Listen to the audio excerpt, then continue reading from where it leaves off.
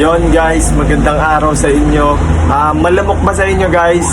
Bibigyan ko kayo ng tip guys kung paano mawala yung lamok dyan sa bahay nyo. Ito lang ang kailangan natin guys. Simple, napakasimple lang na kailangan natin. Ang kailangan lang natin, itong tray ng itlog, gunting, tsaka isang lighter. Tapos yun guys, palag-palag na to, mawawala na yung mga lamok-lamok dyan sa bahay nyo. Ito guys, gugupitin muna natin siya. Gugupitin muna natin siya na maliit guys. Sobrang effective na ito guys, promise ko sa inyo. Diba maulan ngayon guys? Siyempre maraming lamok ngayon kasi maraming tubig eh.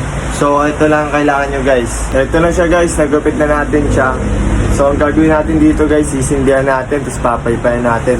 Pero hindi natin kailangan ng apoy na ito, kailangan lang natin ng usok na ito guys. Yun lang.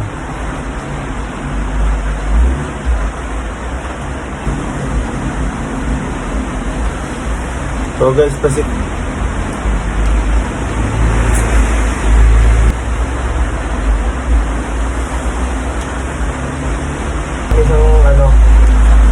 maraming usok na ilabas. Dito ko muna siya nilagay guys sa may kwarto kasi malakas usok niyan para mawala yung lamok.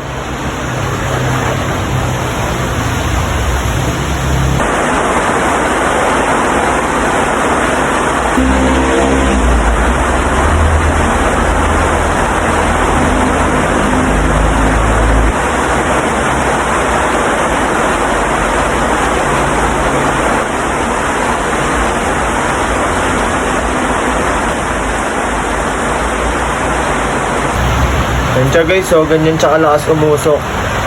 Iubusin lang natin yan guys, sakto maulan ngayon. Kahit hindi ka na mag-electric fan mamaya, aray ko. Yan guys, tignan nyo, ang usok na dito sa kwarto. Kahit hindi ka na mag-electric fan mamaya guys. Sinasabi ko sa iyo pausukin lang natin ng pausukin guys. Mas maganda, mas maraming usok para mamaya hindi na tayo lamukin. Yun siya, lakas ng usok nyo.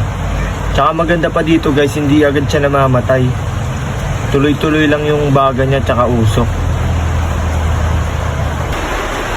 Ito pa yung isa natin guys, bali dinalawa na natin para mamaya. Ito sa kusina guys, tignan nyo, lakas na ng usok dito. Talagang solid talaga guys. Wala talagang lamok mamayang gabi. So ayun guys, nandito muna tayo sa labas ng bahay kasi sobrang usok na dito sa loob. Kaya dito muna tayo sa labas ng bahay guys. Mamaya balik tayo doon guys pagka wala na masyadong usok. Pero tignan nyo, lakas ng ulan nyo yun, syempre maraming lamok. Kaya kailangan nyo yun guys ng tips na yun. So yun guys, eto na siya guys sobrang na dito sa bahay, sobrang usok. Lalo na dito sa kwarto guys. Ayun na siya guys eto, paubos na siya guys. Eto, paubos na rin siya guys So yun guys, kung nakatulong sa inyo yung video guys, pa-like and share ng video and pa-follow na rin ng page ko guys. Ito, Adi Vlogs. And yun lang guys, maraming salamat sa inyo. And sana makatulong yung tips na binigay ko guys. Yun lang. Ching, ching, ching.